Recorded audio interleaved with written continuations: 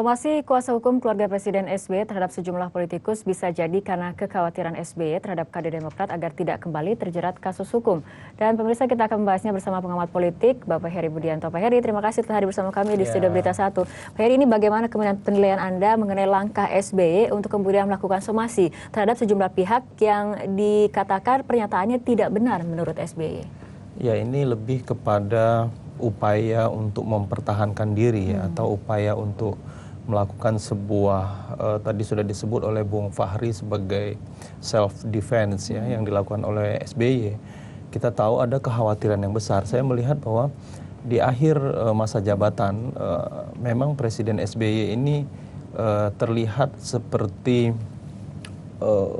muncul di depan publik itu kemunculannya seperti emosi, lalu kemudian kita bisa lihat beberapa bagian daripada itu ada kekhawatiran pada dirinya terhadap serangan-serangan politik yang dilakukan kepada dirinya maupun kepada keluarga.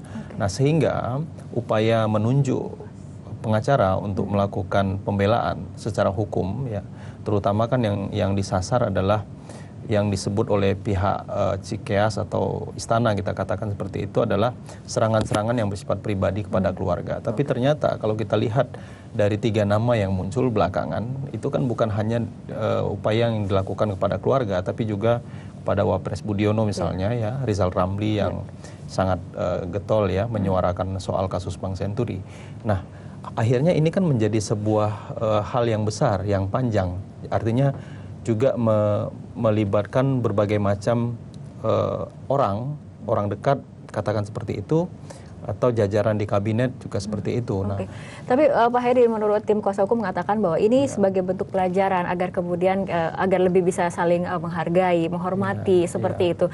Kemudian mekanisme self defense seperti inikah yang memang harus diambil oleh seorang SBY ketika ada pernyataan-pernyataan yang menurut beliau mungkin tidak benar ataupun negatif? Mestinya tidak ya. Justru ini kan menimbulkan polemik baru ya di tengah masyarakat, dan terus terang saja polemik-polemik seperti ini kan yang dirugikan kembali Presiden SBY. Oleh karena itu dia menjadi bumerang untuk SBY sendiri menurut Anda? Iya, pasti bumerang. Karena kan yang kemudian dilakukan oleh pihak-pihak yang akan disomasi, katakan seperti itu, mereka kan melakukan perlawanan.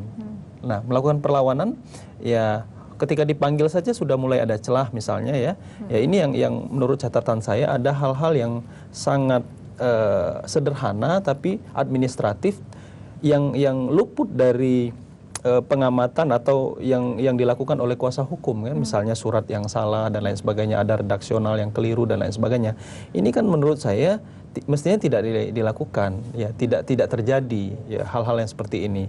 Nah, ini yang kemudian yang dilakukan oleh teman-teman yang akan disomasi, katakan seperti itu kan, mereka melakukan serangan balik tadi dengan lantang dikatakan oleh Bung Fahri. Kalau ini betul-betul dilakukan somasi kan perlawanan hukum juga akan dilakukan gitu. Nah, ini yang saya ingin katakan bahwa pada akhirnya itu terjadi semacam serangan balik kepada Presiden SBY sendiri. Jadi bukan bentuk klarifikasi yang nantinya akan didapatkan, tapi justru menjadi kisruh, menjadi keruh seperti itu, Pak Heri? Ketika Presiden SBY menunjuk Bung Palmer Situmorang ya, ketika itu menjadi kuasa hukum keluarga kan, kita juga sudah mengatakan bahwa ini adalah langkah yang keliru. Karena apa? Kritik yang dilakukan ya, kan kemudian tim kuasa hukum mengatakan yang akan disasar bukan kritik silahkan saja ya, tapi upaya-upaya yang seperti fitnah dan lain sebagainya itu yang akan disasar. Nah, tapi kan kalau saya cermati dari beberapa hal ya terkait dengan misal katakan Rizal Ramli dan segala macam, itu kan pesan-pesan politik yang lebih banyak muncul gitu ya. Kalau pesan politik itu kan kritik, beda dengan bahasa hukum gitu. Ya kalaulah kemudian itu dikatakan kalau memang punya bukti silahkan disampaikan, lalu kemudian bisa diteruskan secara hukum, ya saya juga mendorong kepada teman-teman, misalnya katakan Pak Rizal Ramli ataupun Pak Fahri, Sri Mulyono dan lain sebagainya, beberapa nama yang kita katakan misalnya getol menyebut nama Ibas misalnya dalam beberapa kasus misalnya seperti itu, ya itu menindaklanjutnya ke ranah hukum gitu. Baik. Pak Heri, kita tahan dulu perbincangan, kita ikuti jeda berikut terlebih dahulu.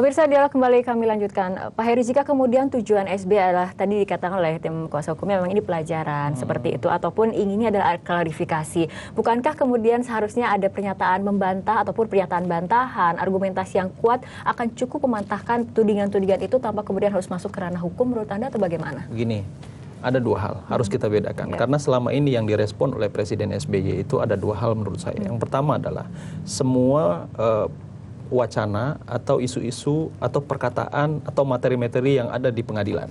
Itu yang direspon. Contoh misalnya, soal Bunda Putri dan lain sebagainya, itu kan berada di ranah pengadilan. Dan yang kedua adalah soal politik, tentu ya, pesan politik kritik lebih banyak ya, yang dialamatkan soal kinerja Presiden SBY lah, soal macam-macam ya. Nah, dua hal itu mestinya penanganannya berbeda. Jadi tidak bisa dua hal itu menjadi hal yang sama. Ketika kita bicara tentang misalnya materi hukum yang muncul di pengadilan, ketika ada pihak-pihak tertentu menyebutkan nama-nama tertentu, katakanlah kalangan yang disebut itu dekat dengan keluarga si Keas atau Presiden SBY atau siapapun lah misalnya, dan Presiden merasa terganggu, perlawanannya bukan di ranah publik, tapi itu kan diselesaikan juga pada ranah hukum. Ini menurut saya, orang yang mendalami persoalan politik ya, mungkin bahasa hukum berbeda, tapi menurut saya itu yang paling elegan dilakukan. Karena ketika itu menjadi wacana publik, pasti akan dirugikan gitu. Contoh kemarin soal Bunda Putri pada akhirnya kan menjadi polemik ketika Presiden SBY memberikan respon, karena respon yang diberikan pada akhirnya berlebihan kan. Tuh. Lalu kemudian kalau pesan politik, ini kan sebuah negara demokrasi, kebebasan di mana orang kemudian bebas menyatakan pendapat ya, tapi tidak sebebas-bebasnya juga, kan masih dalam koridor, katakan seperti itu. Apa yang direspon misalnya oleh katakanlah teman-teman seperti saya, opinion maker atau teman-teman yang lain melakukan kritik terhadap presiden atau kinerjanya atau kabinetnya, itu kan berdasarkan fakta yang ada. Kita juga tidak melihat sesuatu hal itu dengan nol, lalu kemudian itu yang kemudian diterjemahkan sebagai sebuah fitnah. Gitu. Baik, Pak Heri, artinya ini langkah lanjutan ketika kemudian polemik seperti itu sudah terjadi, mengenai somasi kemudian sudah terungkap di media, ini langkah lanjutan dari SBY kemudian harusnya seperti apa, dan tim kuasa hukumnya ini?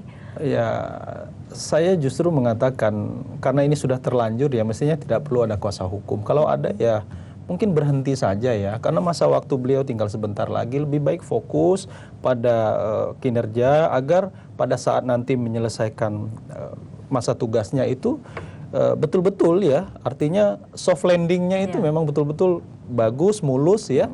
Nah ini yang penting. Misalnya saat ini penanganan bencana, fokus di situ, lalu kerahkan semua kekuatan yang ada, karena presiden sebagai leader menurut saya dalam penanganan bencana dan sebagainya.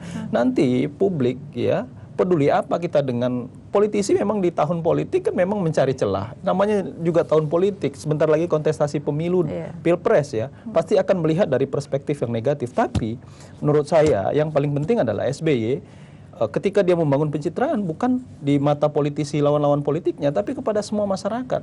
Masyarakat yang 60% dulunya mempercayakan kepada SBY. Nah ini yang harus di-maintain menurut saya. Lalu kemudian ketika SBY selesai, maka pencitraannya akan menjadi baik. Kita lihat bagaimana babak dari drama somasi ini selanjutnya seperti itu. Baik, Pak Heri, terima kasih telah berbincang bersama kami dalam Prime Time Talk. Selamat malam, Pak.